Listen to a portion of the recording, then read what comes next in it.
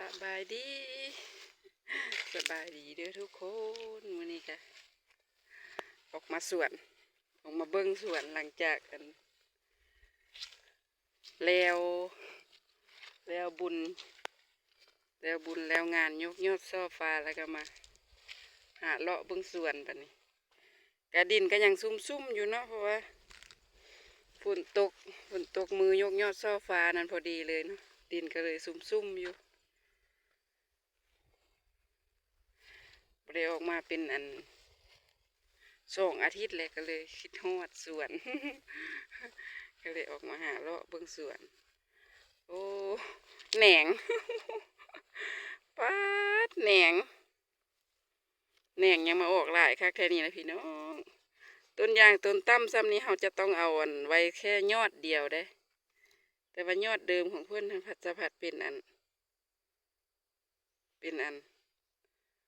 ใบหยิกใบงอนะแต่ว่าจังใดเราก็ต้องริทิ่มแหนงนี่จะบ่เอาจะเอาแต่ยอดไว้ย่างเดียวเด้เพราะต้นยางพาราเพิ่นจะต้องเอาตั้งแต่เป็นลำซื่อขึ้นไปเนาะจนพอดีพุ่นเขาจังค่อยกะว่าได้2.50 เมตรเขาจังค่อยตอนยอดอันเนียนหากก็ได้เม็ดกลัวก็ต้องริทิ่มจงไว้แหน่งนึงเพราะว่าเพื่อว่าอันนี้ถ้าเพิ่นบ่พุ่งยอดเขาก็สิเอาแหน่งหันปลาให้แหน่งหันใหญ่เลยเนาะแดดฮ้อนมื้อนี้นะเพิ่นมีแหน่งอยู่กลางลำอีกเราก็ต้องริทิ่มมีแหน่งอยู่กลางลำแบบนี้เราก็ต้องริทิ่มบ่เอาจงไว้แต่เป็นลำให้เพิ่นซื่อขึ้นไปเลยนะเมื่อยละ ย่างเลาะจนอันเมื่อยแหละจะค่อยเอาอันนี้มาท่ายให้อันพี่น้องเบิ้งพอได้มีการบานส่งเนาะ โอ้ต้นนี้คือว่ามาอันแหน่งหลายแท้เนาะจนว่าก้งดิต้นนี้ที่อันดิแหน่งมีทิ่มกัน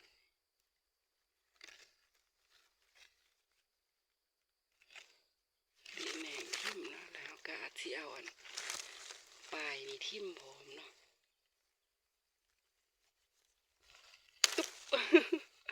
หักปลายในทิ่มพร้อมโลดจงเป็นแหนงหันไว้เด้เพิ่นก็สิได้บนเนิงเนาะเพิ่นง่าหลายยอดหลายแล้วเพิ่นรับน้ำหนักบ่ได้ นี่มีแหนงกิ๊ๆอยู่จังซี่น้ำลำต้นนี่ครับก็ต้องหาลิออกบ่ให้เพิ่นหยังเนาะให้ขึ้นไปเป็นซื่อๆเลยบ่ได้เอาเสือกมานำมามัดขึ้นให้เพิ่นตรงเพิ่นซื่ออันนี้เพิ่นเนิงลมพัดมาแล้วเพิ่นละเนิง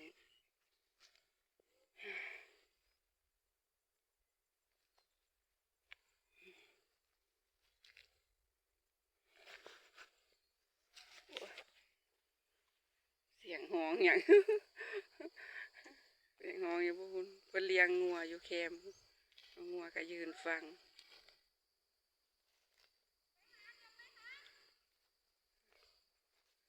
อันนี้เลยมันต้นที่ตีตาหั่นแหละต้นที่มุนตีตาหั่นแหละกำลังสีแทงยอดขึ้นอีกยอดอ่อนๆเห็นบ่พี่น้องกำลังสีแทงยอดอ่อนๆขึ้น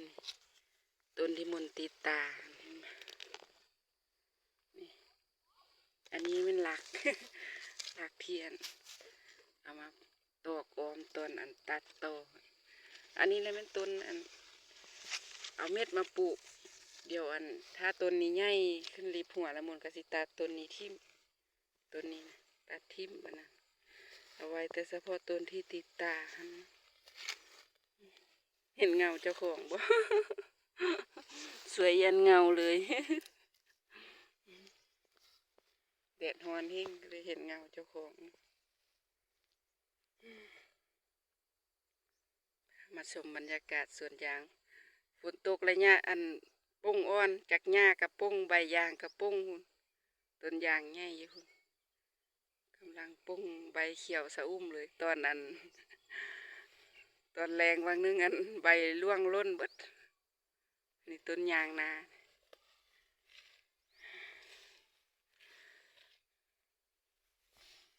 ก็สิพาเลาะลงไปพูนลุมพูนอีกเลาะลงไปหาก่อหน่อไม้บงหวานพูนอีก ไปเบิ่งว่าสิมีหน่อบ่กันมีก็สิพอได้หักเอาเมื่อต้มกินมาสุดแล้วนี่ฮันเพิ่นหักเอาก่อน มาฮอดเพิ่นเห็นหอยหักไม่ไหมเลยคือสิแม่นเห็นมุนมาจอดรถเพิ่นเหลียวขึ้นไปเห็นแล้วเพิ่นสีฟ้าวนี่บ่จักมาสุดแล้วนี่เลยบ่ได้สุดนี้ไปเบิ่งไหมว่าสิมีบ่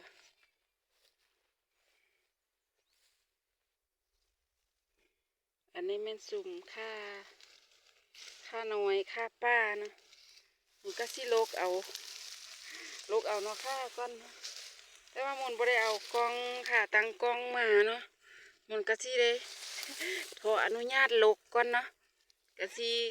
ถ้าให้เบิ่งตอนลกแล้วพู้นแหละหรือว่า ตอนเมื่อปอกอยู่บ้านพู้นแหละเนาะจังท่าเบิ่งตอนปอกเอานี่ ต้นเนี้ยมุนเหยียบทบลงให้เพื่อนแบนแล้วบัดนี้เพื่อนออกนอ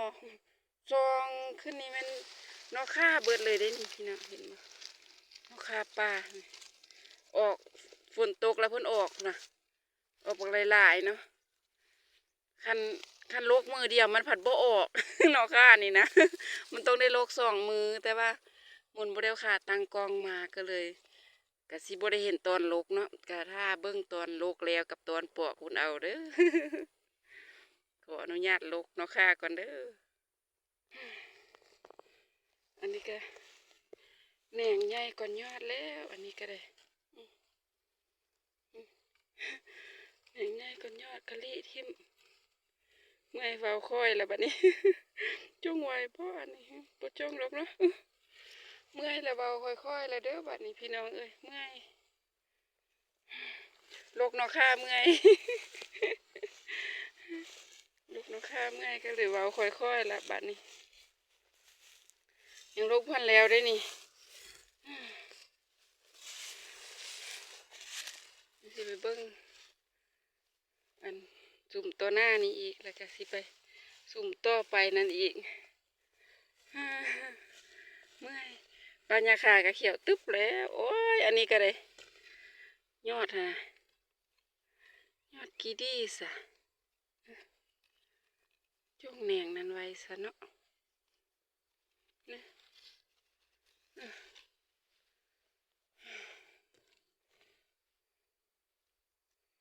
ขออนุญาตลกนกค่าอีกก่อนเด้อพี่น้อง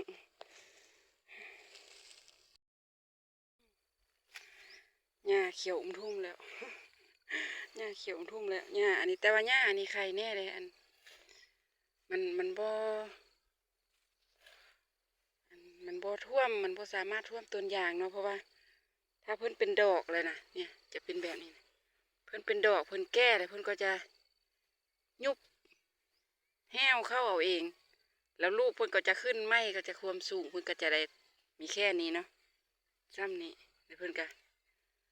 ดอกเพิ่นแก่เพิ่นนั่นเท่าแล้วเพิ่นก็เหี่ยวเองเพิ่นก็จะบ่ใหญ่เห็นปะความสูงของเพิ่นก็จะสุดเท่านี้แหละดอกหญ้านี่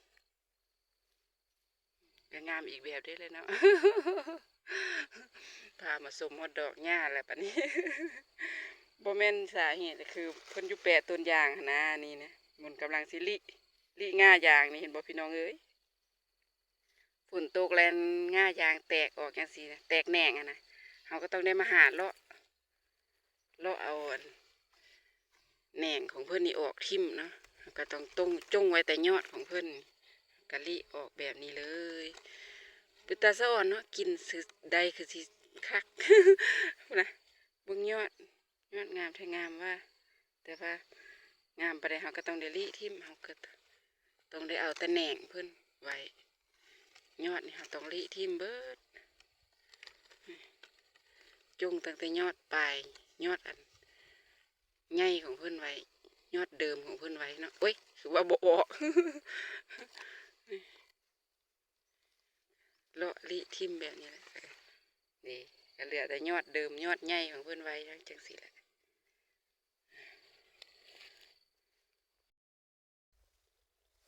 หาต้นกล้วยนี่แล้วก็สิมาเฮ้ยเกือบตาหงาย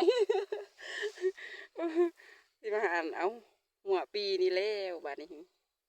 หัวปีใหญ่ๆเขาก็สุดเรียบร้อยแล้วนะแล้วเขาก็ตัดเอาเลยบัดนี้หัวใหญ่ๆ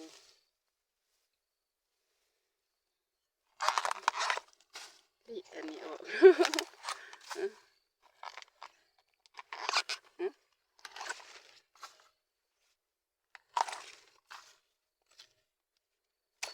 นี่ว่าบ่มลงเลย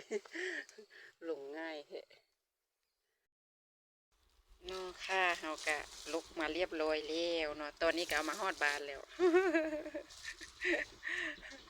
อันไปแล้วบ่ได้เอาอย่างไปเนาะไปแต่ตัว ได้นอค่าลูกนอค่าได้หลายๆแล้ววันนี้บ่มีอันใส่ก็เลยเอาผ้าสแลมที่อันที่เอาไปล้อมต้นยางเลิกเอาอันแล้วก็เอาอันนี้ใส่เอาอันนี้ห่อแล้วก็ลั่นมาเนาะได้หลายดิได้ปากได้หลายเลย วันนี้มันก็สิมาปอกเนาะวันนี้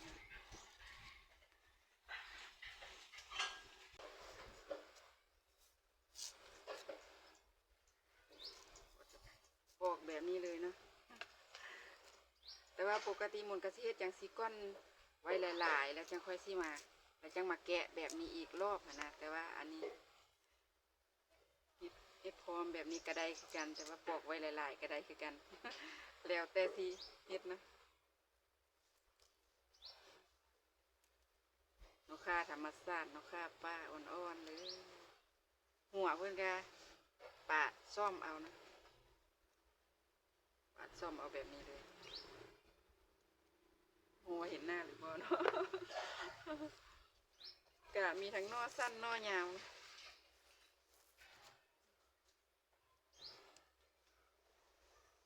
เพราะว่าตั้งแต่ฝนตกแล้วบ่ได้ไปเลยแล้ววันนี้เพิ่นออกก้อนเนาะก็เลยยาวนอยาวๆจังซี่ก็มีเลยก็มีใบเดียวก็ถือว่าอ่อนยู่คันมันมีใบเดียวแบบนี้ก็จะปาดออกแบบนี้นะ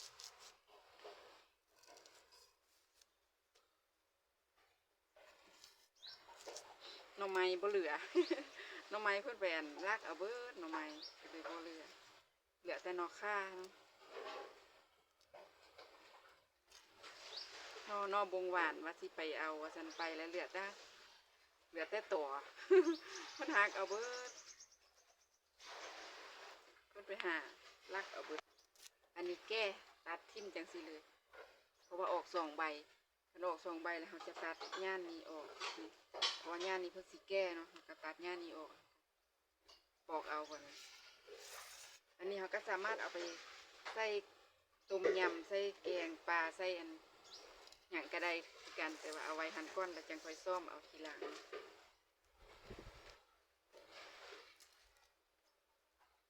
เห็นหน้าอยู่บนเนาะ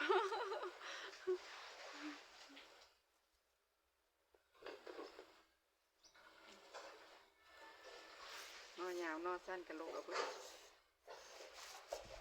เพราะว่าฝุ่นหาก็ตกแล้วก็เลยซีโบได้ไปดูนะซีโบได้ไปอันหดน้ำดูได้เครือกล้วยมานำเครือนึ่งดิบได้เอามาให้พี่น้องเบิ้งเนาะ ได้ทางนอค่าได้ทางกล้วยมาพร้อมดิกล้วยกระสุกขาเครือ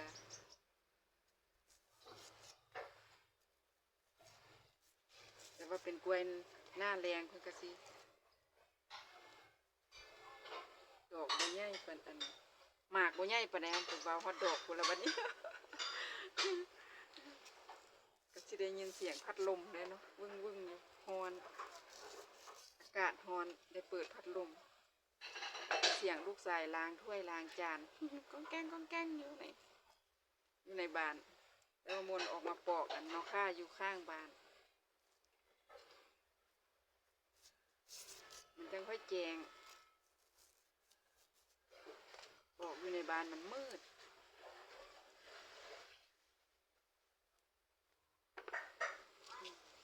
อันขึ้น2 ใบยังสิเขาก็ตัดย่านกกนี่ที่ปาดยังสิแล้วก็แกะออกเลย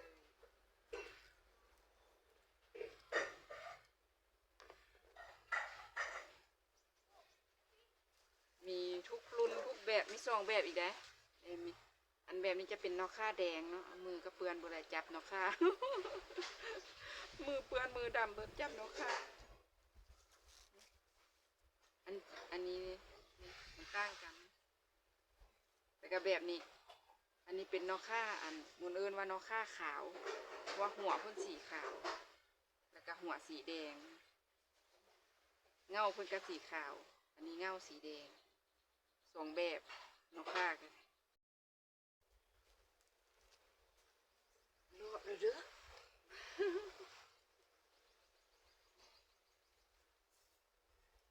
มีดกับบ่เข้ากันปอกขัดแล่นกายโอ้ยมันจังใด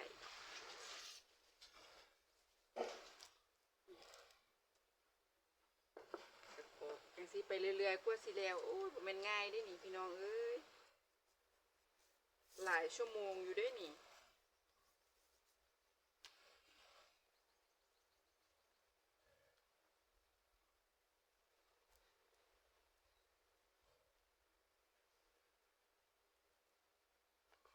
คลิปนี้ก็เอาไว้ซ้ำนี้ก่อนเนาะสิยาวเกินไป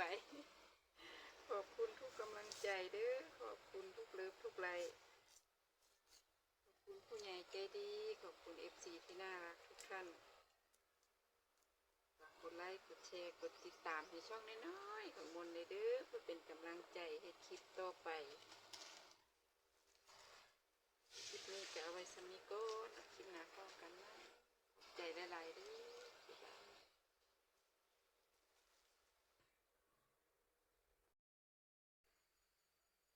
ออกเรียบร้อยแล้วหลายๆหันก็ได้ประมาณนี้เลยเนาะ